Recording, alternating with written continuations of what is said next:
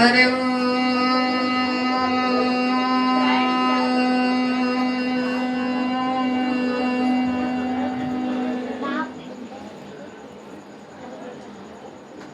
M Brahma ವರುಣೇಂದ್ರ ರುದ್ರಮರುತಃ ಶೃಣ್ವಂತಿ ದಿವ್ಯೈಸ್ತವೈಃ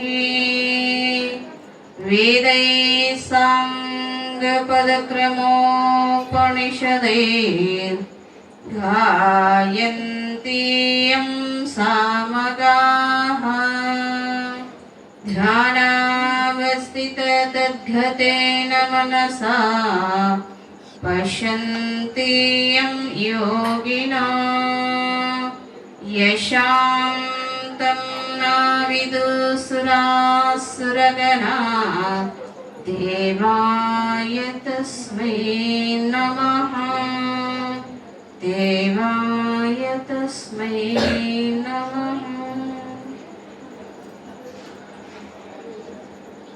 ಶಂಕರಂ ಶಂಕರಾಚಾರ್ಯಂ ಕೇಶವಂ ಬಾದರಾಯಣಂ ಸೂತ್ರಭಾಷ್ಯ ಕೃತವಂದೋ ಭಗವಂತೋ ಪುನಃ ಪುನಃ ವಾಗಾರ್ಥ ಇವ ಸಂಪೃಕ್ತೋ ವಾಗಾರ್ಥ ಪ್ರತಿಪತ್ತಯೇ ಜಗತಃ ಪಿತರ ಒಂದೇ ಪಾರ್ವತಿ ಪರಮೇಶ್ವರು. ಓ ಮಾನವಾತಂ ಮಾವೀರಭೂತಂ ಮಾನಮೇವಾದಿಲಕ್ಷಕಂ ಶಿವರೂಪಂ ಶಿವಾನಂದಂ ಒಂದೇ ಜಗದ್ಗುರು. ಪ್ರಾತಸ್ಮರಣೀಯರು ಜಗದಾದಿ ಜಗದ್ಗುರು ಜಗದ್ವಂದ್ಯ ಅದ್ವೈತ ಸಾರ್ವಭೌಮ ಚಕ್ರವರ್ತಿ ಸದ್ಗುರು ಶಿವಾನಂದರನ್ನ ಎನ್ನ ಹೃದಯ ಮಂದಿರದಲ್ಲಿ ಸ್ಥಾಪಿಸುತ್ತಾ ಬೆಳಲಾವದಲ್ಲಿ ಬಳಲುವ ಜೀವರಿಗೆ ಸದಾ ಲೇಸನ್ನೇ ಬಯಸಿ ಎನ್ನಾತ್ಮ ಕಲ್ಯಾಣ ಕರ್ತೃ ಜಗದ್ಗುರು ಶ್ರದ್ಧಾನಂದ ಪಂಗಳವರ ಅವರುಗಳಲ್ಲಿ ನತಮಸ್ತಕಗಳಾಗುತ್ತಾ ಊರಿನ ನೆಲವನ್ನ ಜಲವನ್ನ ಪಾವನಗೊಳಿಸಿ ಸದಾ ಭಕ್ತರ ಮನವನ್ನ ಉದ್ಧಾರ ಮಾಡಿರ್ತಕ್ಕಂಥ ಬೇಡಿದವರಿಗೆ ಬೇಡಿದ್ದನ್ನ ಕೊಟ್ಟು ಕಾಮಧೇನು ಕಲ್ಪವೃಕ್ಷ ಆಗಿರ್ತಕ್ಕಂಥ ಸದ್ಗುರು ಮುಕ್ತಂಗೇಶ್ವರ ಕರ್ತೃಗದಿಗೆ ಅನಂತ ಕೋಟಿ ನಮನವನ್ನ ಸಮರ್ಪಿಸುತ್ತಾ ಶ್ರಾವಣ ಮಾಸದ ನಿಮಿತ್ತವಾಗಿ ತಿಂಗಳ ಪರ್ಯಂತರ ಕಾಯಿ ಶುಭ ಕಾರ್ಯಕ್ಕೆ ಕಾರಣೀಭೂತನಾಗಿರ್ತಕ್ಕಂಥ ಅಖಿಲಾಂಡ ಕೋಟಿ ಬ್ರಹ್ಮಾಂಡ ನಾಯಕ ಸಕಲ ಜೀವರಾಶಿಗಳ ಸಂಚಾಲಕ ಕೈಲಾಸಾಧಿಪತಿಯಾಗಿರ್ತಕ್ಕಂಥ ಆ ಪರಾತ್ಪರ ಪರಶಿವನಿಗೂ ಕೂಡ ಅನಂತ ಕೋಟಿ ನಮನವನ್ನು ಸಮರ್ಪಿಸುತ್ತಾ ಊರಿನ ಎಲ್ಲ ಹಿರಿಯರಲ್ಲಿಯೂ ತಾಯಂದಿರಲ್ಲಿಯೂ ಯುವಕ ಯುವತಿಯರ ಮುದ್ದು ಮಕ್ಕಳಲ್ಲಿ ಶರಣು ಶರಣಾರ್ಥಿ.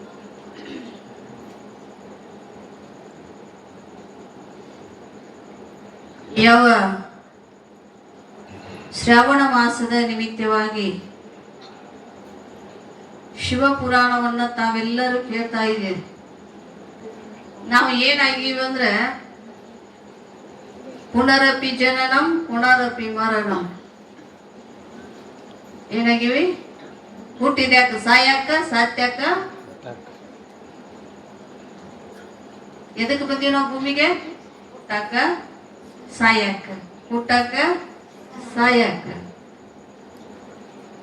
ಶಗನೇಗಿನ ಹುಳಾನ ಹುಟ್ಟಿ ಸಾಯ್ತೈತೆ ಅಂತದು ಅಲ್ಲೇ ಹುಟ್ಟತೈತಿ ಅಲ್ಲೇ ಸಾಯ್ತೈತಿ. ಶಗನ್ಯಾಗಿನ ಹುಳ ಅಲ್ಲೇ ಹುಟ್ಟತೈತಿ ಅಲ್ಲೇ ಸಾಯ್ತ. ಅದೇನು ಒಂದ್ ದಿವ್ಸ ಗಂಟ್ಲೆ ಇರಂಗಿಲ್ಲ. ರಾತ್ರಿ ಹುಡ್ತೈತಿ, ಸೂರ್ಯನ ಬೆಳಕಾಗೋರಾಗ ಅದ್ರಾಗ ಸತ್ತು ಹೋಗ್ತೈತಿ, ಅದ್ರಾಗ ಸಾಯ್ತೈತಿ. ಅದು ಹುಟ್ಟತೈತಿ ಸಾಯ್ತೈತಿ. ಆದ್ರ ಮನುಷ್ಯಂಗ ಹುಟ್ಟತಾನು ಸಾಯ್ತಾನ ಕರೆ ಅದ್ರ ಹಿಂದ ಅದರದ್ದೇ ಆಗಿರ್ತಕ್ಕಂಥ ತಾನು ಎದಕ್ಕೆ ಬಂದಿದ್ದ ಏನನ್ನ ಪಡ್ಕೋಬೇಕು ಅನ್ನೋದನ್ನ ನಾವು ಅರಿತುಕೋಬೇಕಾಗಿ.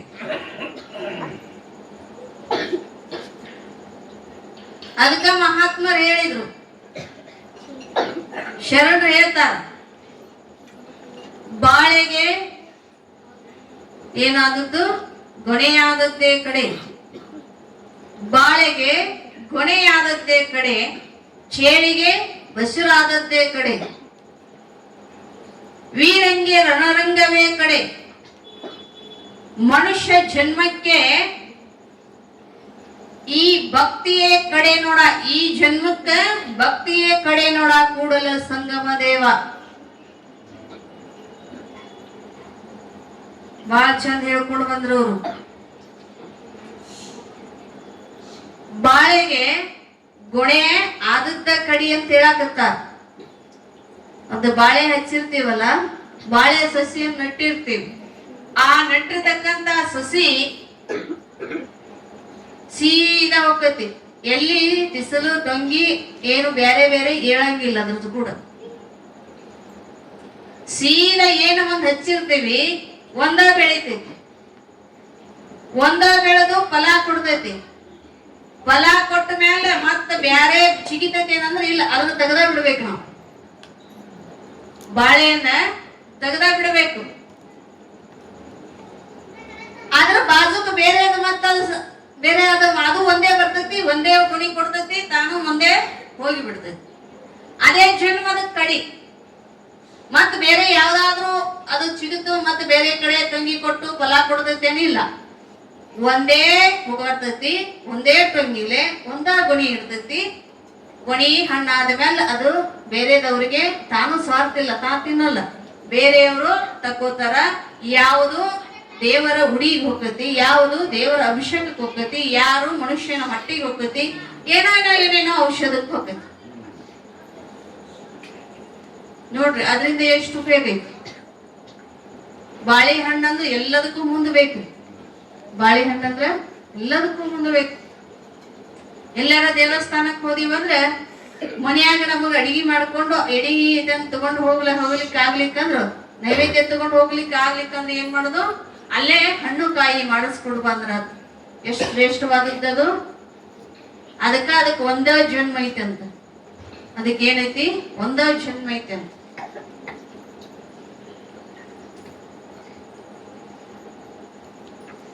ಮನುಷ್ಯ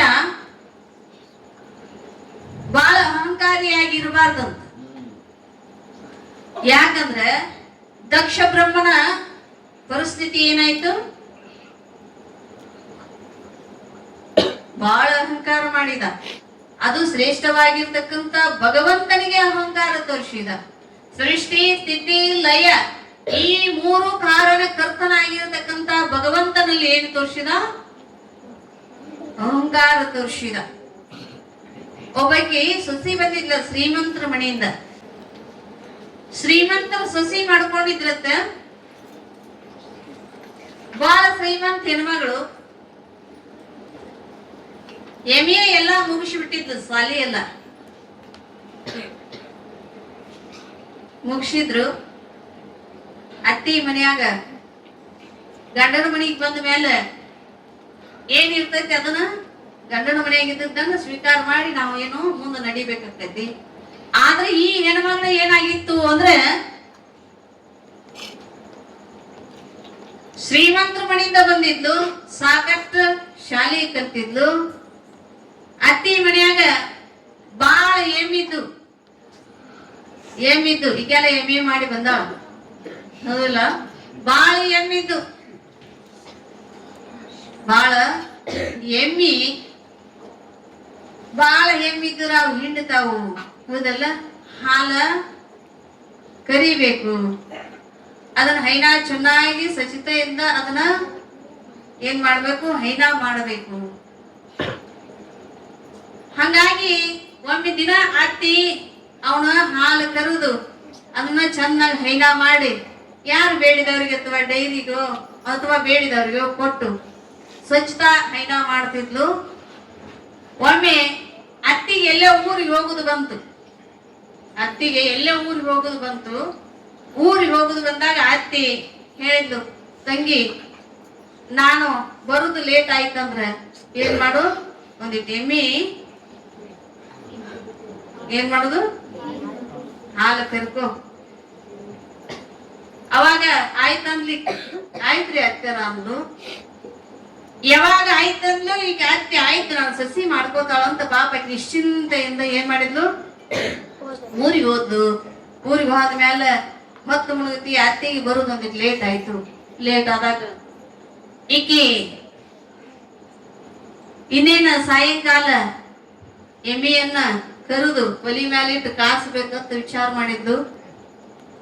ಒಂದ್ ಅತ್ತಿ ಹ್ಯಾಂಗ ತಗೊಂಡ್ ಹೋಗಿದ್ದ ಹಂಗ ಒಂದು ಚರಿಗೆ ಒಂದು ಗಡಿಗೆ ತಗೊಂಡ್ ಹೋದ್ಲು ಹಾಲು ಹಾಕಕ.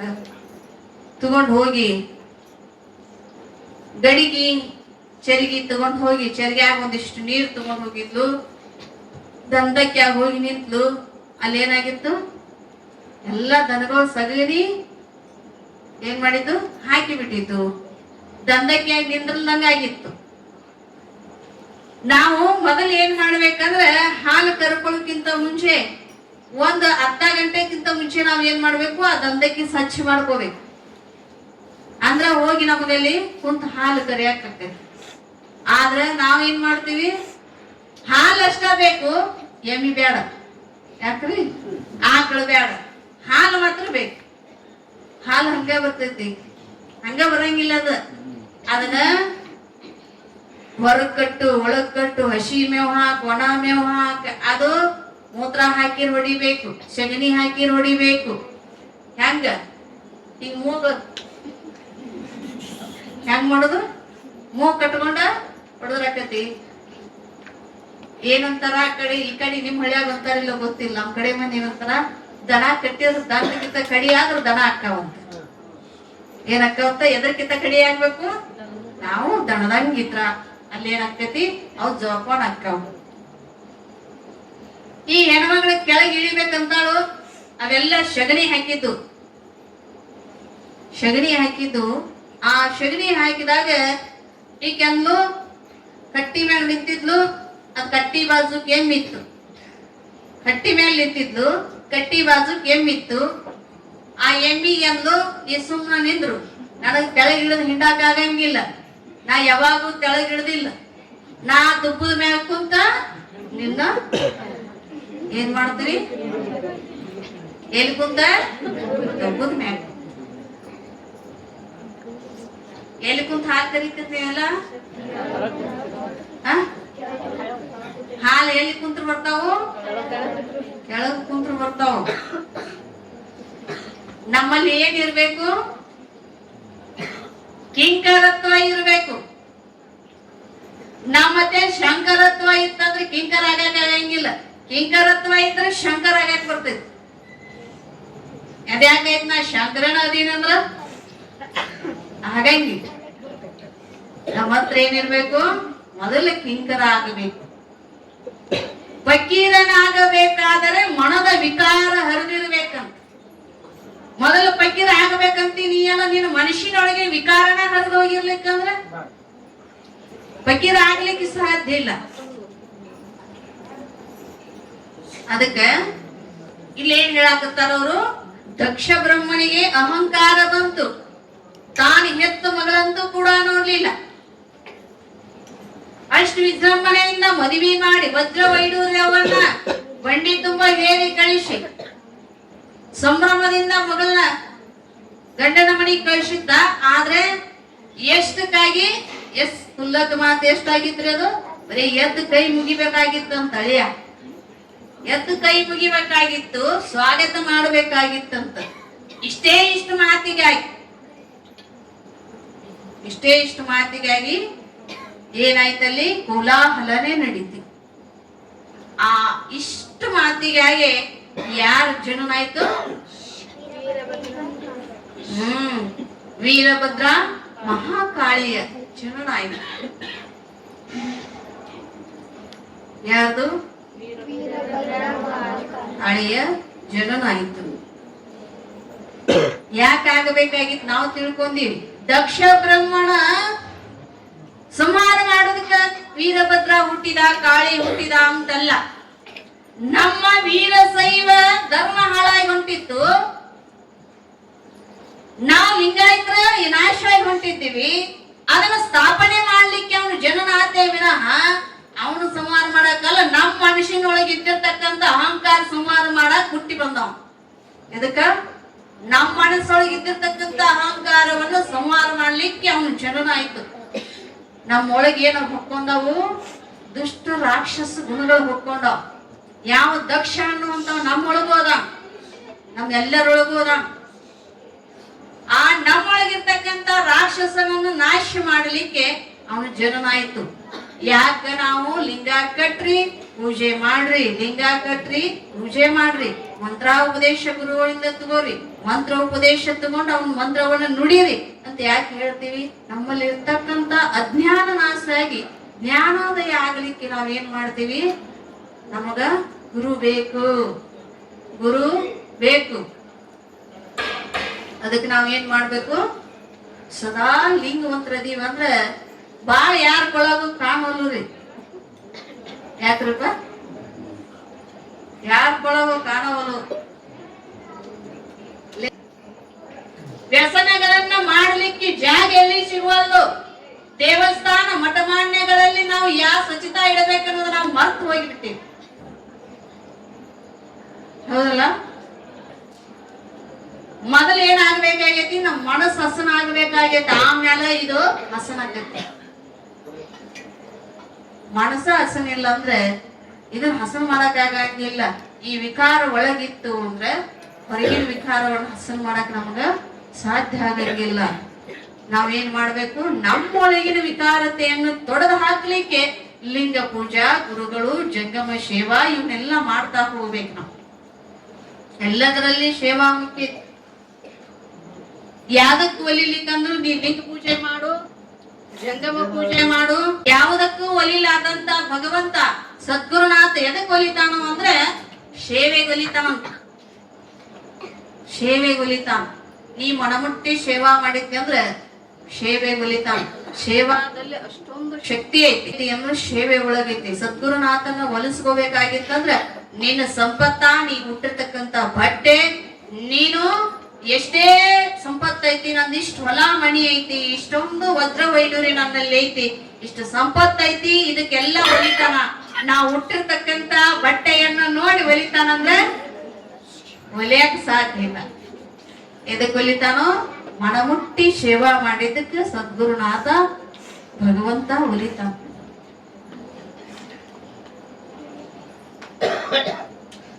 ಒಮ್ಮೆ ಋಷಿ ಮುನಿಗಳ ಕುಟೀರ, ಹಿಂದ ಋಷಿ ಮುನಿಗಳು ಎಲ್ಲಿರ್ತಿದ್ರು? ಕಾಡಿನೊಳಗಿರ್ತಿದ್ರು. ಅವ್ರ ಕುಟೀರ, ಆ ಕುಟೀರದೊಳಗ ಪ್ರತಿನಿತ್ಯ ಸೇವಕರು, ಸಾಕಷ್ಟು ಮಂದಿ ಶಿಷ್ಯರು ತಮ್ಮ ತಮ್ಮ ಕುಟೀರದೊಳಗಿರ್ತಿದ್ರು. ಬೆಳಗಿನ ಜಾವ ಎದ್ದು ಗುರುಗಳು ಸೇವಾ ಮಾಡ್ತಿದ್ರು. ಕುಟೀರದೊಳಗ ಸೇವಾ ಮಾಡ್ತಿದ್ರು ಬೆಳಗಿನ ಜಾವ ಎದ್ದ. ಆ ಸಮಯದೊಳಗ ಪ್ರತಿನಿತ್ಯ ಬೆಳಗಿನ ಜಾವ ಎಲ್ಲಾ ಸೇವಕರು ಹೇಳ್ತಿದ್ರು, ಎದ್ದು ಗುರುವಿನ ಸೇವೆ ಮಾಡ್ತಿದ್ರು. ಅವ್ರು ಸೇವೆ ಮಾಡೋಕ್ಕಿಂತ ಮುಂಚಿತವಾಗಿ ಯಾರೋ ಬಂದು ಆ ಗುರುವಿನ ಕುಟೀರ ಮುಂದೆ ಬಂದು ಏನ್ ಮಾಡ್ತಿದ್ರು ಅಂದ್ರ ಕಸವನ್ನ ಗುಡಿಸಿ, ನೀರು ಚಳಿಯನ್ನ ಹೊಡೆದು, ರಂಗವಲ್ಲಿ ಹಾಕಿ ಹೊಕ್ಕಿದ್ರು.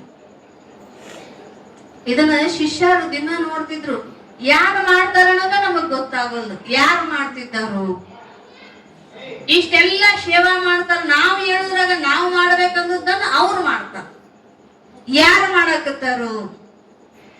ಅವಾಗ ಒಂದು ದಿನ ಅವ್ರಿಗೆ ಹಿಂಗ್ ಕುತೂಹಲ ಆಯ್ತಂತ, ಇವತ್ತು ರಾತ್ರಿ ಇಡೀ ನಾವು ನಿದ್ದೆ ಮಾಡೋದು ಬೇಡ, ಅವ್ರು ಯಾರದಾರೋ ನೋಡುನು, ಅವ್ರು ಯಾರದಾರೋ, ಸೇವಾ ಯಾರು ಮಾಡ್ತಾರೋ, ನಾವು ಮಾಡ್ತಕ್ಕಂತ ಸೇವೆಯನ್ನ ನಮಗಿಂತ ಮುಂಚಿತವಾಗಿ ಮಾಡಿ ಹೋಗ್ತಾರೋ ಅಂದ್ರೆ ನಾವೇನ್ ಮಾಡೋಣ?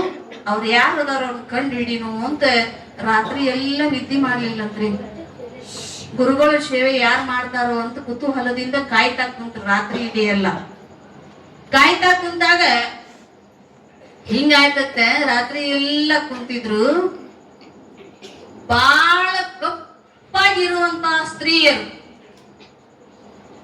ಅಮಾವಾಸ್ಯೆ ದಿನ ನಿಂತಾಗ ನಾವ್ ಹೆಂಗ್ ಕಾಣ್ತೀವಿ? ಎಷ್ಟೋ ಬಿಳುವದಿವಿ ಅಂದ್ರು ಕೂಡ ನಮ್ ಬಣ್ಣ ಎಷ್ಟೋ ಬಿಳಿ ಐತಿ, ಕೆಂಪ ಐತಿ ಅಂದ್ರು ನಾವು ಅಮಾವಾಸ್ಯೆ ದಿನ ಹೊರಗೆ ನಿಂತೀವಿ ಹೆಂಗ್ ಕಾಣ್ತೀವಿ? ಕಪ್ಪಾಗಿ ಕಾಣ್ತೀವಲ್ಲ. ಅತಿಯಾಗಿ ಕಪ್ಪ ಪೂರ್ಣ ಹತ್ತಂಗಿಲ್ಲ. ನೋಡಿದ್ರಿ ಇವ್ರು ಯಾರಂತ ಗೊತ್ತಿಲ್ಲ. ಆ ತರ ಇರ್ತಿರ್ತಕ್ಕಂತ ಹೆಣ್ಮಕ್ಳು, 3 ಜನ ಹೆಣ್ಣು ಮಕ್ಕಳು ಬಂದು ಅಲ್ಲಿ ರಾಜಂಗಳ ಹೊಡೆದು, ಅದಕ್ಕೆ ಚಳಿ ಹೊಡೆದು ಏನ್ ಮಾಡ್ತಿದ್ರು? ರಂಗೋಲಿ ಹಾಕ್ತಾ ಇದ್ರು. ರಂಗೋಲಿ ಹಾಕಿ ಕಷ್ಟ ಬಿಡ್ತಿದ್ದಿಲ್ಲ. ಆ ಅಂಗಳದೊಳಗೆ ಏನ್ ಮಾಡ್ತಿದ್ರು? ಉರುಳಾಡ್ತಿದ್ರು. ಎಲ್ಲಿ?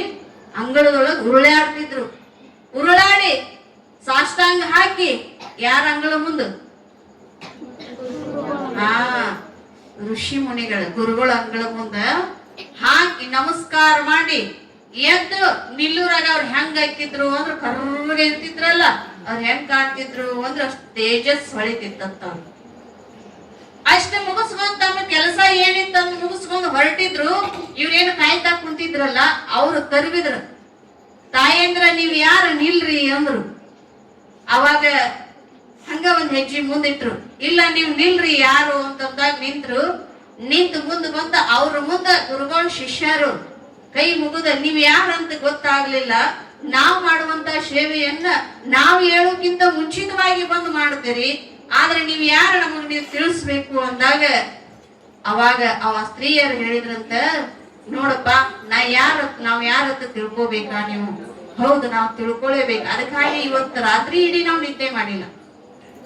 ಪ್ರತಿದಿನ ಬರ್ತೀರಿ ಮಾಡಿಕ್ಕೆ ನಮ್ಗೇನು ಗೊತ್ತಾಗಿಲ್ಲ. ಇವತ್ತು ನಾವು ನಿಮ್ಮನ್ನ ನೋಡ್ಲೇಬೇಕು, ನಿಮ್ಮ ದರ್ಶನ ಮಾಡ್ಲೇಬೇಕು ಅಂತ ನಾವು ರಾತ್ರಿ ಇಡೀ ಏನ್ ಮಾಡೀವಿ? ತಡ್ಕೊಂಡ್ ಕುಂತೇವಿ. ರಾತ್ರಿ ಎಲ್ಲ ನಿದ್ದೆ ಮಾಡಿಲ್ಲ. ನಮಗ್ ನೀವು ಯಾರಂತ ತಿಳಿಸ್ಬೇಕಂದಾಗ ಆ 3 ಮಂದಿ ಸ್ತ್ರೀಯರು ಹೇಳಿದ್ರಂತ, ನಾವ್ ಯಾರಂದ್ರೆ ಗಂಗಾ, ಯಮುನಾ, ಸರಸ್ವತಿಯರು ನಾವು ಅಂತ ಹೇಳಿದ್ರಂತ. ಯಾರು? ಗಂಗಾ, ಯಮುನಾ, ಸರಸ್ವತಿಯರು ಅಂದ್ರೆ ನಾವು 3 ನದಿಗಳು. ಏನ್ ಹೇಳಾಕತ್ತಾರ? ನಾವು 3 ನದಿಗಳು. ಅವಾಗ ಅವ್ರಂದ್ರತ್ತ, ನೀವು ಪವಿತ್ರವಾಗಿರ್ತಕ್ಕಂಥವ್ರು ಇಂಥ ಋಷಿ ಮುನಿಗಳ ಆಶ್ರಮ ಮುಂದೆ ಬಂದು ನೀವು ಚಳಿ ಹೊಡೋದು, ಕಸ ಹೊಡೋದು, ನೀವು ರಂಗೋಲಿ ಹಾಕಿರಲ್ಲ, ಯಾಕೆ ಈ ಪರಿಸ್ಥಿತಿ ನಿಮ್ಗಂತ ಕೇಳಿದಾಗ ನಮ್ಮ ಪರಿಸ್ಥಿತಿ ಅಲ್ಲಪ್ಪ, ಈ ಪಾಪಿ ಮಾನವದನಲ್ಲ ಬಂದು ನನ್ನ ಒಳಗೆ ನಿಂತು ಹೋಗಿರ್ತಾನ, ಆ ನಿಂತದ್ದನ್ನ ನಾ ಪಾಪ ಕಳ್ಕೊಳ್ಳಲಿಕ್ಕೆ ನಾ ಗುರು ಸೇವೆಯನ್ನ ಮಾಡಿ ಆ ಪಾಪದಿಂದ ಮುಕ್ತ ಹಾಕಿನಿ ಅಂತ ಅಂದ್ರತ್ತ. ಯಾಕಂದ್ರೆ ಅಷ್ಟೊಂದು ಸೇವೆಯಲ್ಲಿ ಅಷ್ಟೊಂದು ಶಕ್ತಿ ಐತೆ ಅಂತ, ಗುರುವಿನ ಸೇವೆಯಲ್ಲಿ. ಅದು ಮನಮುಟ್ಟಿ ಮಾಡ್ಬೇಕಂತ. ನಾವು ಸುಮ್ಮನೆ ಕಾಟಾಚಾರಕ್ಕೆ ಮಾಡೋದಲ್ಲ, ಮನಮುಟ್ಟಿ ಸೇವೆ ಮಾಡ್ಬೇಕು. ಅವರು ನಮ್ಮಂತೆ ಅದಾರ, ನಮ್ಮಂತೆ ಉಂಟಾರ, ನಮ್ಮಂತೆ ತಿಂತಾರ, ಅವರು ತಾಯಿ ಹೊಟ್ಟಿಲೆ ಹುಟ್ಟ್ಯಾರಲ್ಲ ಅಂದ್ರೆ ಅವ್ರಿಗೆ ನಿಮ್ಗೆ ಡಿಫ್ರೆಂಟ್ ಐತಿ. ಎದ್ರಾಗ ಡಿಫ್ರೆಂಟ್ ಐತಿ? ಪಾಪ ಪುಣ್ಯದೊಳಗೆ ಐತಿ. ಎದ್ರಾಗ? ಪಾಪ ಪುಣ್ಯದೊಳಗೆ ಡಿಫ್ರೆಂಟ್ ಐತಿ. ಅದಕ್ಕೆ ಒಬ್ರು ಮಹಾತ್ಮರಂದ್ರು, ನಿಮ್ಮಂತೆ ಬಹರು, ನಿಮ್ಮಂತೆ ಇಹರು, ನಿಮ್ಮಂತೆ ಹೋರು ನೋಡ ಶರಣರು. ಪುಣ್ಯದಂತೆ ಬಪ್ಪರು, ಜ್ಞಾನದಂತೆ ಇಪ್ಪರು, ಮೋಕ್ಷಂತೆ ಪೋಪರು ನೋಡ ಶರಣರು. ಹೆಂಗ ಬರ್ತಾರಂದ್ರ ಅವ್ರು ಶರಣರು? ನಮ್ಮೆಲ್ಲರ ಪುಣ್ಯ ಸಂಪಾದನೆ ಮಾಡ್ಕೊಂಡು ಭೂಮಿಗೆ ಬರ್ತಾರಂತೆ. ನಮ್ಮೆಲ್ಲರ ಪುಣ್ಯ ಬಾಳ ಆಗಿದ್ರ ಒಬ್ಬ ಮಹಾತ್ಮ ಭೂಮಿಗೆ ಬರ್ತಾನ. ಆ ಪುಣ್ಯದಿಂದ ಭೂಮಿಗೆ ಬರ್ತಾರ. ಆ ಪುಣ್ಯದಿಂದ ಅವರಲ್ಲಿ ಇರ್ತಕ್ಕಂಥ ಜ್ಞಾನದ ಬೀಜವನ್ನ ಈ ಅಜ್ಞಾನಿ ಮನುಷ್ಯನಿಗೆ ಬಿತ್ತಿ ಅವನ ಬೆಳಕನ್ನ ಜಗತ್ತಿಗೆ ಹರಡಿಸ್ಲಿಕ್ಕೆ ಭೂಮಿಗೆ ಬರ್ತಾರ. ಆ ಜ್ಞಾನವನ್ನು ಇವರಲ್ಲಿ ಬಿತ್ತಾರ. ಆ ಜ್ಞಾನ ಬಿತ್ತಿದ ಮೇಲೆ ಇವ್ರು ಏನು ಉಳಿಯಂಗಿಲ್ಲ, ಲವಲೇಶ್ ಪಾಪ. ಆಮೇಲೆ ಏನಕ್ಕಾರ? ಇವರು ಮುಕ್ತರೇ ಅಕ್ಕಾರ. ಆಮೇಲೆ ಮುಕ್ತರಕ್ಕಾರ. ಅದಕ್ಕೆ ಅವ ಯಾಕೆ ಬರ್ತಾನಂದ್ರೆ ನಮ್ಮ ತರ ಪಾಮರ ಮನುಷ್ಯನಾಗಿ ಬರಂಗಿಲ್ಲ. ಶರೀರ ಮನುಷ್ಯ ರೂಪ ಇದ್ರೂ ಕೂಡ ಅದೇನಿರ್ತೈತಿ? ಪುಣ್ಯದ ಶರೀರ ಇರ್ತೈತಿ, ಪುಣ್ಯದ ಶರೀರ ಇರ್ತೈತಿ. ಅದಕ್ಕೆ ಇಲ್ಲೇನಾಗ್ಬೇಕಾಗೈತಿ? ನಮ್ಮಲ್ಲಿ ಇರ್ತಕ್ಕಂಥ ಅಜ್ಞಾನವನ್ನ ತೊಡೆದು ಹಾಕ್ಬೇಕು. ಅಜ್ಞಾನ ಅಂದ್ರೆ ಅದೇ ಅಹಂಕಾರ. ಅಜ್ಞಾನವೇ ಅಹಂಕಾರ. ನಾವೇನೋ ತಿಳ್ಕೊಂಡಿವಿ, ಯಾವುದನ್ನ ತಿಳಿತೀವಂತೀವೋ ನಮಗ್ ತಿಳಿದೇ ಇಲ್ಲ. ತಿಳಿತೀವಂತೀವ ನಾವು, ಅದ್ರ ತಿಳಿದೇ ಇಲ್ಲ, ಗೊತ್ತೇ ಇಲ್ಲ. ನಾವು ನೋಡಿವಳ ದೇವ್ರನ್ನಂತಾರ. ದೇವ್ರ ನಾವ್ ಯಾರು ನೋಡೀವ್ರಿ? ನೋಡೀವಿ? ಹಾಗಂಗಿಲ್ಲ. ದೇವ್ರ ನೋಡ್ಬೇಕಾಗಿತ್ತಂದ್ರೆ ನಿನ್ನೊಳಗ ನೀರು ಸದಾ, ನಿನ್ನೊಳಗ ನೀರು ಅಲ್ಲೇ ಅದ. ನೀ ಎಲ್ಲೇದ ಹೊರಗೆ ಹೋಗಿ ದೇವ್ರ ನೋಡಿ. ಮಾನ್ಯ ಒಬ್ರು ಯಾರೋ ಅಂದ್ರ, ದೇವ್ರ ನಾನು ನೋಡಿನ್ರಿ ಅಮ್ಮರ. ಎಲ್ಲಿ ನೋಡಿದಪ್ಪ? ಅಲ್ಲಿ ನಮ್ಮೂರಾಗ ಒಬ್ಬಾಕಿ ಮೇಯಾಗ ಬಂದಿತ್ರಿ. ಎಲ್ಲಿ ಬಂದಿತ್ತು? ಮೇಯಾಗ ಬಂದಿತ್ತು. ಮೇಯಾಗ ಬರುವೆಲ್ಲ ದೇವ್ರಲ್ಲೋ, ನಿಮಗ್ ಗೊತ್ತಿಲ್ಲ ಅದು. ಯಾಕೆ ಮೇಯಾಗ ಬಂದೈತಿ ಅಂತೀರಿ ಅಂದ್ರೆ, ಭೂತ್ ಬಂದೈತಿ, ದೇವ್ರು ಬಂದೈತಿ ಅಂತೀರಲ್ಲ ನೀವು. ಭೂತನು ಬರಂಗಿಲ್ಲ, ದೇವ್ರೂ ಬರಂಗಿಲ್ಲ. ನಿಮ್ ಮೇಯಾಗ ಏನ್ ಬರ್ತೈತಿ ಅಂದ್ರೆ, ನಿಮ್ಮಲ್ಲಿ ಒಂದು ಭೂತ್ ಲಾಯ್ ಇರ್ತೈತಿ, ಅದು ಎತ್ತಿ ಅಂದ್ರೆ ನಿಮ್ಮ ಹಂಗ ಮಾಡಕ್ ಹಚ್ಚಿ ಬಿಡ್ತೈತಿ.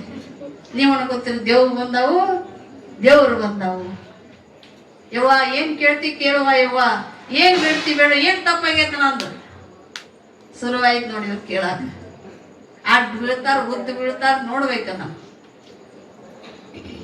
ಹಿಂಗ ನಮ್ಮ ಬುದ್ಧಿಗಳು ಈ ತರ ಓಡಬಾರ್ದು ಅಂತ. ನಾವು ಅಜ್ಞಾನಕ್ಕೆ ಬಲಿ ಆಗಬಾರ್ದು.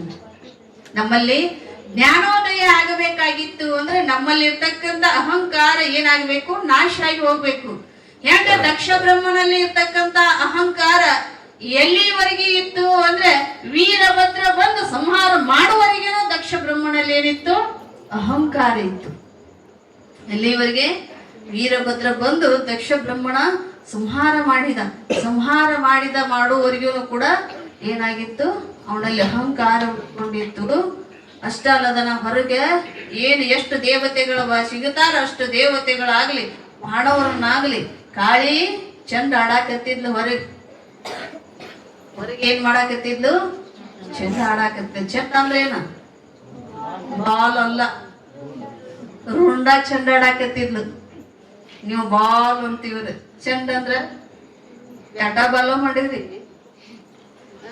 ಅಲ್ಲಿ ಹೊರಗೆ ಕಾಳಿ ದೇವಿ ಏನ್ ಮಾಡಾಕತ್ತಿದ್ಲು, ದುಷ್ಟರನ್ನ ಸಂಹಾರ ಮಾಡಾಕತ್ತಿದ್ಲು. ಒಳಗ ಯಾವ ರುದ್ರನ ಜಟಾದಿಂದ ಉತ್ಪತ್ತಿಯಾಗಿರ್ತಕ್ಕಂತ ಯಾರು ವೀರಭದ್ರ ಒಳಗ ದಕ್ಷ ಬ್ರಹ್ಮನ ಸಂಹಾರ ಮಾಡಿದ. ಯಾವಾಗ ದಕ್ಷ ಬ್ರಹ್ಮನ ಸಂಹಾರ ಆತೋ ಆವಾಗ ಎಲ್ಲಾ ದೇವತೆಗಳು ಸ್ತಬ್ಧ ಆದ್ರು. ಅಲ್ಲಿವರೆಗೂ ಸತೀದೇವಿ ಆ ಯಜ್ಞ ಕುಂಡದೊಳಗೆ ಜಿಗದಾಗ ಆದ್ರೂ ಎಲ್ಲಾ ಜನ ಏನಾಗಿದ್ರು ಅಂದ್ರೆ ಇದೇನಾಯ್ತು ಅನ್ನೋದು ಮಾತ್ರ ಇತ್ತು. ಯಾವಾಗ ವೀರಭದ್ರ ಬಂದು ದಕ್ಷ ಬ್ರಹ್ಮನ ಸಂಹಾರ ಮಾಡಿದು, ಆ ಸಂಹಾರ ಮಾಡೋ ತನ ಯಾರೋ ಅಗಲಾಡಿದ್ದಿಲ್ಲ.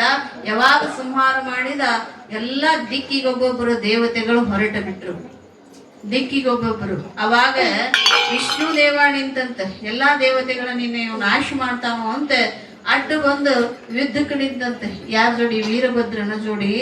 ವಿಷ್ಣು ದೇವನಿಗೆ ವೀರಭದ್ರನನ್ನ ಸೋಲಿಸ್ಲಿಕ್ಕೆ ಆಗ್ಲಿಲ್ಲ, ವೀರಭದ್ರನನ್ನ ಸೋಲಿಸ್ಲಿಕ್ಕೆ ಆಗ್ಲಿಲ್ಲ. ಯಾಕಂದ್ರೆ ನಾವು ಇದ್ರೊಳಗೆ ತಿಳ್ಕೋಬೇಕು, ಧರ್ಮದ ಮುಂದ ಅಧರ್ಮ ನಿಲ್ಲಂಗಿಲ್ಲ, ಸತ್ಯದ ಮುಂದ ಅಸತ್ಯ ನಿಲ್ಲಂಗಿಲ್ಲ. ಇದನ್ನು ನಾವು ಮುಖ್ಯವಾಗಿ ತಿಳ್ಕೋಬೇಕು. ಅವ ಧರ್ಮವನ್ನ ಸ್ಥಾಪನೆ ಮಾಡಕ ಬಂದಾವ, ಸತ್ಯದ ನೆಲೆಯನ್ನ ನಮಗೆಲ್ಲರಿಗೆ ಕಾಣಿಸ್ಲಿಕ್ಕೆ ಬಂದಾವ. ಅದನ್ನು ನಾವು ಮುಖ್ಯವಾಗಿ ತಿಳ್ಕೋಬೇಕಾಗಿದೆ. ನಾವು ವೀರಭದ್ರ ನಮ್ಮ ಮನೆದೇವ್ರ ವೀರಭದ್ರಗೆ ಹೋಗ್ತೀವಿ, ಏನ್ ಮಾಡ್ತೀವಿ, 1-5 ಮಂದಿ ಹೆಂಗಳು ಉಣಿಸಿ ಬರ್ತೀವಿ, ಮುಗೀತಿ ವೀರಭದ್ರ ಅಂತ ಕಾಟ. ಹೌದಲ್ರಿ? ಅವ ಕಾಟ ಕೊಡವಲ್ಲ, ಕೊಟ್ಟವ್ರನ್ನ ಬಿಡವಲ್ಲ. ಕಾಟ ಯಾರಿಗಿ ಕೊಡವಲ್ಲ, ಕೊಟ್ಟವ್ರನ್ನ ಬಿಡವಲ್ಲ. ಅವ ಎಷ್ಟೊಂದು ಧರ್ಮ ಸ್ಥಾಪಕ ಅಂದ್ರೆ ಸಾಮಾನ್ಯ ಧರ್ಮ ಸ್ಥಾಪಕ ಅಲ್ಲ ಅವ. ನಾವು ಈಗೇನು ಹೊಡೆದಾಡಕತ್ತೀವಿ ವೀರಶೈವ ಲಿಂಗಾಯತರಂತೆ ಅಂದ, ಇದೆಲ್ಲ ಒಂದೇ. ಈಗ ನಾವು ಏನ್ ಮಾಡಾಕತ್ತೀವಿ, ಹೊಡೆದಾಡಕತ್ತೀವಿ. ಅದು ಬೇರೆ ಇದು ಬೇರೆ ಅಂತ. ಯಾವುದು ಬೇರೆ ಅಲ್ಲ. ನಾಳೆ ನಾವು ಮಣ್ಣಿಗೆ ಹೋಗುವಾಗ ನಮಗ ಯಾವುದು ಬೇರೆ ಇರಂಗಿಲ್ಲ. ಒಂದೊಂದು ಸಮಯದೊಳಗೆ ನಮಗೆ ಹಿಡಿ ಮಣ್ಣು ಹಾಕು ದಿಕ್ಕಿರಂಗಿಲ್ಲ. JCB ಮುಚ್ಚಾವಲ್ಲ 4 ವರ್ಷದ ಹಿಂದೆ. ಈಗ ಯಾಕ್ರಿ, ಏನ್ ಮುಚ್ಚಾವು? JCB ಮುಚ್ಚಾವ. ನಮಗ ಮಂದಿ ಮಣ್ಣು ಹಾಕುವಷ್ಟು ಎಷ್ಟು ಪಾಪ ತಾಂಡವಾಡಾಕತ್ತಿತ್ತು. ಯಾರು ಹೋಗಿ ಹಿಡಿ ಮಣ್ಣು ಹಾಕ್ಲಿಲ್ಲ. ಹಾಕಿದ್ರ ಬಂದಿತ್ತು ನಮಗಂತಂದ್ರು. ಏನಂದ್ರು, ಮಣ್ಣು ಹಾಕಿರ ಮಣ್ಣಿನ ಕೂಡ ಬಂದಿತ್ತಂದ್ರು. ಎಷ್ಟು ಬಚಾವಾಗಿ ಪ್ರಾಣದ ಮ್ಯಾಲ ನಾವು ಎಷ್ಟೊಂದು ಅಭಿಮಾನವನ್ನು ಇಟ್ಟುಕೊಂಡು ಎಲ್ಲಿ ಕುಂತೀವಿ, ಮನೆಯಿಂದ ಹೊರಗೆ ಹೋಗಂಗಿಲ್ಲ, ಯಾರನ್ನು ಮುಟ್ಟಂಗಿಲ್ಲ. ಮುಟ್ಟುದು ಬೇಡ, ಮೂಸಂಗಿಲ್ಲ, ಅವ್ರ ಮುಗಿನ ಉಸುಲು ಬಡಿಯಂಗಿಲ್ಲ. ಎಷ್ಟೊಂದು ಗೌರವಾಗಿರ್ತಕ್ಕಂಥ ಎಂತಾದು ಬಂದಿತ್ತದು, ಗೌರವಾಗಿರ್ತಕ್ಕಂಥದ್ದು. ಎಲ್ಲಿ ಪಾಪ ಹೆಚ್ಚಕೈತೋ ಅಲ್ಲೇ ಏನಾಕೈತಿ, ಇಂಥವೆಲ್ಲ ನಡೀತಾವ. ಪಾಪ ಹೆಚ್ಚದ. ಅದಕ್ಕೆ ಮಹಾತ್ಮರು ಏನ್ ಹೇಳ್ತಾರೋ, ಪಾಪದ ಗಂಟು ಕರಗುವವರೆಗೂ ನೀವು ಭಗವಂತನನ್ನ ನಾಮಸ್ಮರಣೆ ಮಾಡಿ. ಭಗವಂತನ ನಾಮಸ್ಮರಣೆಯಲ್ಲಿ ಅಷ್ಟೊಂದು ಶಕ್ತಿ ಐತಿ. ನೀವು ಪಾಪ ನಾಶ ಆಗಿ ಹೋಗಬೇಕು. ಈ ಮಾಂಸಮಯ ಶರೀರ ಮಂತ್ರಮಯ ಆಗುವವರೆಗಿನ ಏನ್ ಮಾಡಬೇಕು? ನಾಮಸ್ಮರಣೆ ಮಾಡಬೇಕು, ಮಂತ್ರ ಪಠನೆ ಮಾಡಬೇಕು. ನೋಡ್ಬೇಕು, ನಾವು ಮಹಾತ್ಮರನ್ನು ಮುಟ್ಟಿ ನಮಸ್ಕಾರ ಮಾಡಕ್ ಹೋಗ್ತೀವಿ. ಯಾಕೆ ಹೋಗ್ತೀವಿ? ಅವರು ಮಂತ್ರ ನುಡುದು ಅದ್ರೊಳಗೆ ಅಂತ ಶಕ್ತಿ ತುಂಬಿರ್ತೈತಿ. ಅದಕ್ಕೆ ನಾವೇನ್ ಮಾಡ್ತೀವಿ? ಅವರನ್ನ ನಮಸ್ಕಾರ ಮಾಡ್ತೀವಿ, ಅವ್ರ ಪಾದಕ್ಕೆ. ಅಕಸ್ಮಾತ್ ಅವ್ರ ದರ್ಶನ ಆದ್ರೂ ಸಾಕ ಅಂತ ನಾವೇನ್ ಮಾಡ್ತೀವಿ? ಅವ್ರ ದರ್ಶನಕ್ಕೆ ಹೋಗ್ತೀವಿ. ಅಕಸ್ಮಾತ್ ದರ್ಶನನೂ ಸಿಗಲಿಲ್ಲ, ಅವ್ರದೊಂದು ಭಾವಚಿತ್ರದ ಸಿಗಲಿ ಅಂತ ನಾವೇನ್ ಮಾಡ್ತೀವಿ? ಆಶೆ ಪಡ್ತೀವಿ. ಯಾಕ? ಇಟ್ಟು ಪ್ರತಿದಿನ ನೋಡಿ ಅದನ್ನ ಮುಟ್ಟಿ ಪೂಜಿಸಿದ್ರೆ ನಮ್ಮ ಪಾಪ ಕರ್ಮ ಎಲ್ಲ ನಾಶ ಆಗಿ ಹೋಗ್ತಾವಂತ. ಇಷ್ಟೊಂದು ನಮ್ಮಲ್ಲಿ ಏನಾಗಿರ್ತೈತಿ? ಪಾಪಕ್ಕೆ ಹೆದರ್ತೀವಿ ಅಂದ್ರೂ ಕೂಡ ಮನುಷ್ಯ ಏನ್ ಮಾಡ್ತಾನ? ಹೆಚ್ಚು ಪಾಪದೊಳಗೇನೆ ಪ್ರವೃತ್ತಿ ಆಗ್ತಾನ. ಪಾಪ ಗೊತ್ತಿರ್ತೈತಿ ಅವ್, ಇದು ಪಾಪ ಇದು ಪುಣ್ಯ ಅನ್ನೋದು ಗೊತ್ತು. ಆದ್ರೂ ಏನ್ ಮಾಡ್ತಾನ ಮನುಷ್ಯ? ಮನುಷ್ಯ ಪ್ರವೃತ್ತಿ ಆಗ್ತಾನ. ಯಾಕ? ಹೆಚ್ಚು ಅದಕ್ಕೆ ಅವಲಂಬನೆ ಕೊಡ್ತಾನ. ಆ ಪಾಪದ ಗೊತ್ತಿದ್ರು ಅದ್ರೊಳಗ ಇಳಿತಾನ. ಇಳದ ಮೇಲೆ ಏನ್ ಮಾಡ್ತಾನ? ಕಷ್ಟ ಅನುಭವಿಸ್ತಾನ. ಕಷ್ಟದೊಳಗ ನಿಲ್ಬೇಕಾಗ್ತದೆ. ಅದಕ್ಕ ನಾವು ಏನ್ ಮಾಡಬಾರ್ದು? ಪಾಪವನ್ನ ಮಾಡಬಾರ್ದು, ಪಾಪ ಮಾಡಬಾರ್ದು. ಅದಕ್ಕೆ ಇಲ್ಲಿ ಏನಾಗಿತ್ತು? ದಕ್ಷ ಬ್ರಹ್ಮ ಅಹಂಕಾರ ತೋರಿಸಿದ್ದಕ್ಕಾಗಿ ಅವನ ಶಿರ ಛೇದ ಆಯ್ತು. ಯಾವಾಗ ಶಿರ ಛೇದ ಆಯ್ತು ಅವಾಗ ಎಲ್ಲಾ ದೇವತೆಗಳಿಗೆ ಏನಾಯ್ತು? ದುಃಖ ಆಯ್ತು. ನಮಗೂ ಈ ಪರಿಸ್ಥಿತಿ ಬರ್ತೈತಿ. ವೀರಭದ್ರನ ಕೈಗೆ ಸಿಕ್ಕಿವಿ ಅಂದ್ರೆ ನಾವು ನಾಶಕ್ಕಿವಿ ಅಂತ ಎಲ್ಲರಿಗೂ ದುಃಖ ಆಗಕತ್ತಿ. ಯಾರ್ಯಾರು ತಮ್ಮ ಸ್ಥಾನಗಳಿಗೆ ಹೋಗ್ಲಿಕ್ಕೆ ಪ್ರಯತ್ನ ಮಾಡಾಕತ್ತಿದ್ರು, ವೀರಭದ್ರನ ಕೈಯಿಂದ ತಪ್ಪಿಸ್ಕೊಳಕ್ ವಿಚಾರ ಮಾಡಾಕತ್ತಿದ್ರು. ಎಲ್ಲಾರು ಯಾವ ಪರಿಯಾಗಿ ಹೋದ್ರೆ ನಾವು ತಪ್ಪಿಸ್ಕೊತೀವಿ, ವೀರಭದ್ರನಿಂದ ಅಂತ ತಪ್ಪಿಸ್ಕೊತೀವಂತ ಎಲ್ಲರೂ ತಪ್ಪಿಸ್ಕೊಂಡು ತಮ್ಮ ತಮ್ಮ ಸ್ಥಾನಕ್ಕೆ ಹೋಗಕ್ಕೆ ಪ್ರಯತ್ನ ಮಾಡಾಕತ್ತಿದ್ರು. ಯಾವಾಗ ದಕ್ಷ ಬ್ರಹ್ಮನ ಸಂಹಾರ ಆತು, ಯಾರ ಮೇಲೂ ಹೆಚ್ಚವ ಆಸಕ್ತಿ ತೋರಿಸ್ಲಿಲ್ಲ. ಯಾರನ್ನು ಸಂಹಾರ ಮಾಡ್ಬೇಕಂತ ಅವಂಗ ಎಲ್ಲಿ ಬರ್ಲಿಲ್ಲ ಮನುಷ್ಯಗೆ. ಹೀಗಾಗಿ ಅವನು ಸೀದಾ ಅವನ್ ಸಂಹಾರ ಮಾಡಿದ್ದಿಂದ ಎಲ್ಲಿಗೆ ಹೋದ ಅಂದ್ರೆ ಎಲ್ಲಿಗೆ? ಕೈಲಾಸಕ್ಕೆ ಹೋದ. ಎಲ್ಲಿಗೆ? ಕೈಲಾಸಕ್ಕೆ ಹೋದ. ಕೈಲಾಸಕ್ಕೆ ಹೋಗಿ ನೀ ವಹಿಸಿದ ಕಾರ್ಯವನ್ನ ನಾ ಏನ್ ಮಾಡೀನಿ ಭಗವಂತ, ನೀ ಏನ್ ಆಜ್ಞೆ ಮಾಡಿದ್ದೆಲ್ಲ ನಿನ್ನ ಆಜ್ಞೆಯನ್ನ ನಾನು ಪಾಲಿಸಿನಿ ಅಂತ ಪರಮಾತ್ಮನಲ್ಲಿ ಶರಣಾದ. ಯಾವಾಗ ಪರಮಾತ್ಮನಲ್ಲಿ ಶರಣಾದಲ್ಲ, ಶರಣಾದಾಗ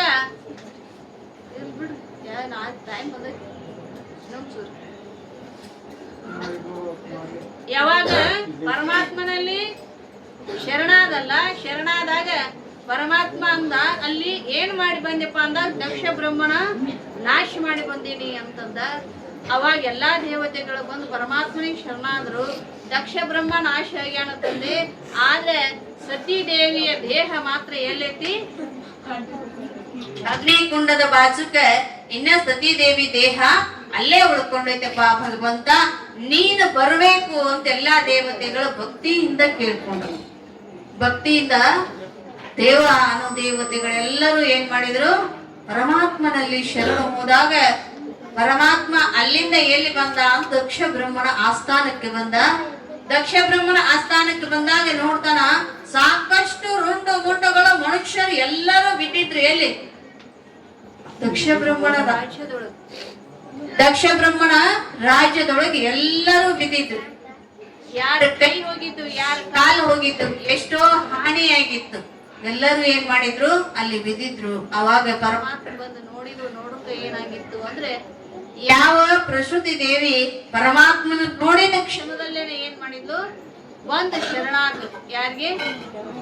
ಪರಮಾತ್ಮನ. ಯಾವಾಗ ಶರಣಾದ್ಲು ನೋಡ್ರಿ, ಇರ್ಲಿ ಬಿಡ್ರಿ, ಕೇಳ್ತದ್ ಬಿಡ್ರಿ ಎಲ್ಲರಿಗೆ.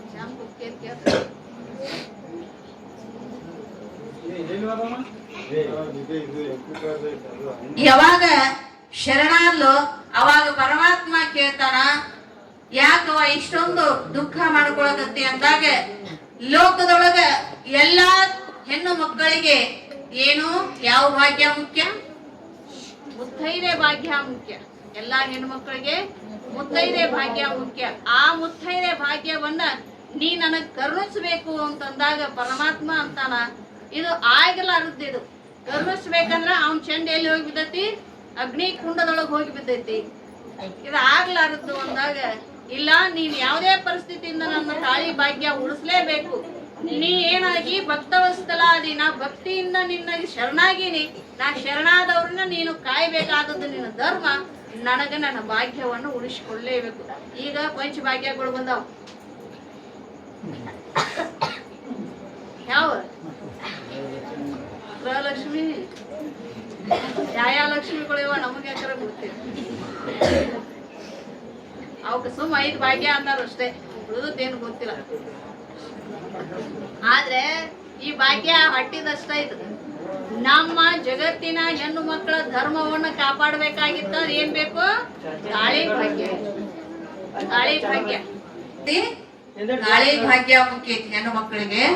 ಆ ತಾಳಿ ಭಾಗ್ಯವನ್ನೇ ಕರುಣಿಸು ಭಗವಂತ ಅಂತ ಕೇಳಿದಾಗ ಅಲ್ಲಿರ್ತಕ್ಕಂತ ಗಣಗಳಿಗೆ ಪರಮಾತ್ಮ ಆಜ್ಞೆ ಮಾಡ್ತಾನೆ, ನೋಡಪ್ಪ ಇವನಿಗೆ ಏನ್ ಮಾಡು, ಇವ್ ಚೆಂಡಂತರ ಹೋಗಿ ಸುಟ್ಟು ಹೋಗಿ ಭಸ್ಮ ಆಗೈತಿ. ಯಾವ ಉತ್ತರ ದಿಕ್ಕಿಗೆ ಯಾವ ಜೀವಿ ತಲೆ ಹಾಕಿ ಮಲಗಿರ್ತೈತಿ ಆ ಜೀವಿಯ ಏನ್ ಮಾಡ್ರಿ, ಅದ್ರ ಚೆಂಡನ್ನ ತಗೊಂಡ್ ಬರ್ರಿ, ಇದಕ್ಕ ಅಂಟಿಸುನು ಅಂತ ಭಗವಂತ ಕೇಳಿದಾಗ ಎಲ್ಲಾ ಗಣಗಳು ಹುಡುಕೋತ ಹೋದಾಗ ಅಲ್ಲೆಲ್ಲಿತ್ತು ಅಂದ್ರೆ ಅದು ಯಾವ ತಲೆ ಇತ್ತು ಅಂದ್ರೆ ಹುಡುಕ್ತಾ ಹೋದಾಗ ಅಲ್ಲೇ ಕುರಿ ತಲೆ ಇತ್ತಂತ. ಕುರಿ ತಲೆ, ಕುರಿ ಆಡ ಟಗರು ಯಾವ್ದಾರ ಒಂದಿತ್ತು, ಒಟ್ಟು ಕುರಿ ತಲೆ ಇತ್ತು. ಆ ಕುರಿ ತಲೆಯನ್ನ ತಂದು ಎಲ್ಲಿ ಹಚ್ಚಿದ್ರು ಅಂದ್ರೆ ದಕ್ಷ ಬ್ರಹ್ಮನ ಶರೀರಕ್ಕೆ ಹಚ್ಚಿದ್ರು. ಅದೇನಾಯ್ತು, ಆ ಶರೀರಕ್ಕೆ ಸ್ಪರ್ಶ ಆಗಾನ ಅವಂದು ಜೀವ ಮರಕಳಿಸಿತ್ತು. ಅವ ಮೊದಲು ಹೆಂಗೆ ಎದ್ದು ನಿಂತ ಎಲ್ಲಾ ಚಟುವಟಿಕೆಗಳು ನಡೀತಿದ್ವಲ್ಲ, ಆ ತರ ಎದ್ದು ಮಲಗಿದವ್ರ ಗತೆ ನಿದ್ದೆಯಿಂದ ಮಲಗಿದವ್ರು ಎದ್ದು ನಿಂತ ಭಗವಂತನಿಗೆ ಶರಣಾದಂತೆ. ಭಗವಂತನಿಗೆ ಶರಣಾದ. ಯಾಕಂದ್ರೆ ಅಹಂಕಾರ ಹೋಯ್ತು ಅಂದ್ರೆ ನಮ್ಮಲ್ಲಿ ಯಾವ ಲವಲೇಶವೂ ಉಳಿಯಂಗಿಲ್ಲ. ಮೊದಲು ನಮ್ಮಲ್ಲಿ ಇರ್ತಕ್ಕಂಥ ಅಹಂಕಾರ ನಾಶ ಆಗ್ಬೇಕು. ಹೀಗಾಗಿ ಭಗವಂತನಿಗೆ ಶರಣಾದ ಮೇಲೆ ಆ ಭಗವಂತ ಆಮೇಲೆ ಏನ್ ಮಾಡಿದ ಅಂದ್ರೆ, ಇರ್ಲಿಪ್ಪ ಸುಖವಾಗಿರಿ ನೀವು ಅಂತಂದ ಅವ್ರಿಗೆಲ್ಲ ಆಶೀರ್ವಾದ ಮಾಡಿ ಆ ಸತಿ ದೇವಿಯ ದೇಹ ತೆಳಗ ಬಿದ್ದಿತ್ತಲ್ಲ ಅಗ್ನಿಕುಂಡದಿಂದ ಹೊರಗೆ ಸುಟ್ಟ ದೇಹವನ್ನ ತೆಗೆದುಕೊಂಡು ಭಗವಂತ ಯೋಗ ಮನಸ್ಸಿನೊಳಗ ಏನಿತ್ತು, ಯಾವ ಲವಲೇಶವೂ ನಾ ಇನ್ನ ಯಾವ ಸ್ತ್ರೀ ಅನ್ನೋದು ಗೊತ್ತಿಲ್ಲ, ಪುರುಷ ಅನ್ನೋದು ಗೊತ್ತಿಲ್ಲ, ಯಾವುದು ಗೊತ್ತಿಲ್ಲ. ಯೋಗದಲ್ಲಿ ಇದ್ಕೊಂಡು ಆ ದೇಹವನ್ನು ಎತ್ತುಕೊಂಡು ಹೊರಟ ಬಿಟ್ಟ. ಎಲ್ಲಿಗೆ? ಸುಮ್ಮನೆ ಹೊರಟ ತಗೊಂಡು. ಇದು ಬ್ರಹ್ಮಾಂಡ ಗೊತ್ತಿಲ್ಲ, ಅದು ಮ್ಯಾಗಿಂದು ಕೈಲಾಸ ಗೊತ್ತಿಲ್ಲ, ವೈಕುಂಠ ಗೊತ್ತಿಲ್ಲ, ಏನು ಗೊತ್ತಿಲ್ಲ. ಈಗ ಅವಸ್ಥೆಗಳು ಬರ್ತಾವ. ಅವಸ್ಥೆಗಳು ಇವು ಸಪ್ತಭೂಮಿಕೆ ಒಳಗ ಒಂದು 3 ಅವಸ್ಥೆ ಅಷ್ಟೇ ನೋಡೋನು. 3 ಅವಸ್ಥೆ ಯಾವುವು ಅಂದ್ರೆ ತೂರ್ಯ, ತೂರಾತೀತ, ಆರೂಢ 3 ಅವಸ್ಥೆಗಳು ಬರ್ತಾವ.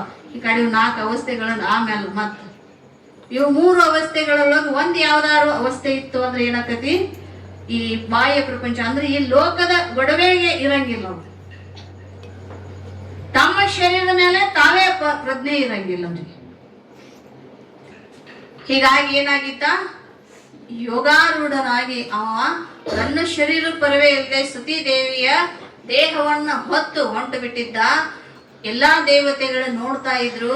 ಇನ್ನು ಹಿಂಗ ಹೊತ್ತು ತಿರ್ಗಾಕತ್ತಿದ ಅಂದ್ರೆ ಇನ್ನು ಲೋಕದ ಸಹಚರಗಳ ಎಲ್ಲವೂ ಏನಕ್ಕವು ನಿಂತು ಹೋಗಿ ಬಿಡ್ತಾವ. ಎಲ್ಲಾ ಜೀವನ ಏನಾಕತಿ, ಎಲ್ಲಾ ಜೀವನ ಶೂನ್ಯ ಆಗಿ ಹೋಗ್ತತಿ.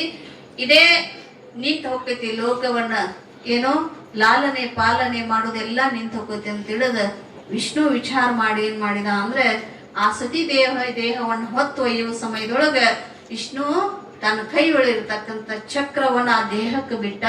ಆ ದೇಹ ಏನಾಯ್ತು ಅಂದ್ರೆ ಪರಮಾತ್ಮನ ಕೈಯಾಗಿರ್ತಕ್ಕಂಥ ಸತಿ ದೇಹ ಏನಾಯ್ತು, ಒಡೆದ ಛಿದ್ರ ಆಯ್ತು. ಒಡೆದ ಛಿದ್ರ ಆದ್ರೆ ಇಡೀ ಬ್ರಹ್ಮಾಂಡ ತುಂಬ ಬಿತ್ತದ. ಇಡೀ ಬ್ರಹ್ಮಾಂಡದ ತುಂಬ ಸತಿ ದೇವಿಯ ದೇಹ ಬಿದ್ದಾಗ ಅದು ಎಷ್ಟು ತುಂಡಾಗಿತ್ತು ಅಂದ್ರೆ 52 ತುಂಡಗಳಾಗಿತ್ತಂತ. ಎಷ್ಟು ತುಂಡ? 52 ತುಂಡ. ಆ ಯಾ ತುಂಡು ಎಲ್ಲೆಲ್ಲಿ ಬಿದ್ದೈತಲ್ಲ ಅವೆಲ್ಲ ಏನಾಗ್ಯಾವು? ಶಕ್ತಿ ಪೀಠಗಳಾಗ್ಯಾವಂತ. ಶಕ್ತಿ ಪೀಠಗಳ ಅಂದ್ರೆ ಇವತ್ತು ನಾವು ಹೋಗ್ತೀವಲ್ಲ, ಏನ್ ಮಾಡ್ತೀವಿ?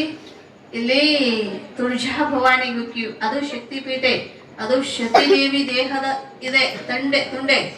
ಕೊಲ್ಲಾಪುರ ಮಹಾಲಕ್ಷ್ಮಿ ಹೋಗ್ತೀವಿ, ಅದು ಏನೈತಿ? ಶಕ್ತಿ ಪೀಠೆ. ಇವೆಲ್ಲ ಕೊಲ್ಲೂರು ಮುಖಾಂಬಿಕೆ, ಅನ್ನಪೂರ್ಣೇಶ್ವರಿ, ಶಾರದಾಂಬೆ, ಇವೆಲ್ಲ ಪೀಠಗಳು ಏನದಾವಲ್ಲ, ಇವೆಲ್ಲ ಮಹಾಶಕ್ತಿ ಪೀಠ ಎಲ್ಲೆಲ್ಲಿ ಇದಾವಲ್ಲ. ಇಷ್ಟೇ ಅಲ್ಲ, ನಮ್ಮ ದೇಶದ ಆಚೆಗೂ ಕೂಡ ಈ ಭೂಮಂಡಲ ಎಲ್ಲಿವರೆಗೂ ಐತಿ ಅಲ್ಲಿವರೆಗೂ ಸತಿ ದೇವಿಯ ದೇಹ ಬಿದ್ದೈತಲ್ಲ, ಅಲ್ಲಿವರೆಗೂ ಶಕ್ತಿ ಪೀಠಗಳದ. ಅಲ್ಲಿವರೆಗೂ ಶಕ್ತಿ ಪೀಠಗಳದ. ನಾವು ಭಾರತ ಭೂಮಿಯೊಳಗಷ್ಟ ಅಲ್ಲೇನೆ ಹೊರದೇಶದೊಳಗೂ ಕೂಡ ನಾವು ದೇವಿಯ ಶಕ್ತಿ ಪೀಠಗಳನ್ನು ನೋಡಬಹುದು. ಅಲ್ಲಿವರೆಗೆ ಅವು ಶಕ್ತಿ ಪೀಠಗಳಾಗಿ ಅವು ಇಲ್ಲಿವರೆಗೆ ನಮಗೇನ್ ಮಾಡಾಕತ್ತಾವ ಅಂದ್ರೆ ಶಕ್ತಿ ತುಂಬತಕ್ಕಂತ ದೇವತೆಗಳಾಗ್ಯಾವ. ಅಂತ ದೇವಿಯ ಸತಿ ದೇವಿಯ ದೇಹವನ್ನು ತುಂಡಾದಾಗ ಎಲ್ಲ ಏನಾಗಿತ್ತು ಅಂದ್ರೆ ಶಕ್ತಿ ಪೀಠಗಳಾಗಿ ಅವು ಉದ್ಭವ ಆದವು. ಆ ಸಮಯಕ್ಕೆ ಪರಮಾತ್ಮ ತನ್ನ ಕೈಯೊಳಗಿರ್ತಕ್ಕಂಥ ಶಕ್ತಿ ನಾಶ ಆಗಿ ಹೋದಾಗ ಅವ ಏನ್ ಮಾಡಿದ ಅಂದ್ರೆ ತಾನೇ ತಾನಾಗಿ ಯೋಗದೊಳಗೆ ಯೋಗಾರೂಢನಾಗಿ ಕೈಲಾಸ ಅಲ್ಲದೆ ಯಾವ ಹಿಮಾಲಯ ಪರ್ವತದಲ್ಲಿ ಏನ್ ಮಾಡಾಕತ್ತಿದ ಅಂದ್ರೆ ಯೋಗದೊಳಗ ಕೂತು ಬಿಟ್ಟ. ಈ ಲೋಕದ ಯಾವ ಆಗು ಹೋಗುಗಳು ಗೊತ್ತಿಲ್ಲನೆ ಎಲ್ಲಿ ಕುಂತ? ಯೋಗದೊಳಗ ಹಿಮಾಲಯ ಪರ್ವತದ ಗುಹೆ ಒಳಗ ಕುಂತ. ಆ ಹಿಮಾಲಯ ಪರ್ವತದ ಗುಹೆ ಒಳಗೆ ಕುಂತ. ಆ ಕುಂತ ಮೇಲೆ ಮುಂದಿನ ಚರಿತ್ರೆಯನ್ನ ನಾಳಿನ ದಿನ ಬಹಳ ಸುಂದರವಾಗಿ, ಇನ್ನು ಮೇಗಿನ ಚರಿತ್ರೆ ಬಹಳ ಸುಂದರವಾಗಿ ಶಿವ ಪುರಾಣ. ಇನ್ನು ಮೇಲೆ ಸತೀದೇವಿ ದೇಹ ಬಿಟ್ಟಿದ್ನಲ್ಲ, ದೇಹ ಬಿಟ್ಟದ್ದು ದೇಹ ಏನಾಯ್ತು? ನಾ ಏನ್ ಪ್ರಥಮದಲ್ಲಿ ಉಣರಪಿ ಜನನಂ ಉಣರಪಿ ಮರಣ. ನಾವು ಹುಟ್ಟಿತೀವಿ ಸಾಯಾಕ, ಸಾಯ್ತೀವಿ ಹುಟ್ಟಾಕ. ಮಹಾತ್ಮರ ಹಂಗಲ್ಲ, ಹುಟ್ಟವ್ರಲ್ಲ ಸಾಯವ್ರಲ್ಲ, ಸದಾ ಇರೋರು. ಆ ತಾಯಿಗೆ ದೇಹಕ್ಕೆ ಮರಣ ಆಗೈತೆ ವಿನಃ ಆ ಶಕ್ತಿಗೆ ಯಾವತ್ತೂ ಮರಣ ಇಲ್ಲ. ಆ ಶಕ್ತಿ ಮತ್ತೆ ಎಲ್ಲಿ ಉದ್ಭವ ಆಗತ್ತೆ ಅನ್ನೋದನ್ನ ನಾವು ನಾಳಿನ ದಿನ ಕೇಳೋಣ ಅಂತ ಹೇಳಿ ಈ 2 ವಾಕ್ ಪುಸ್ತಕಕ್ಕೆ ವಿರಾಮ. ಜೈ ಮಂಗಲಂ.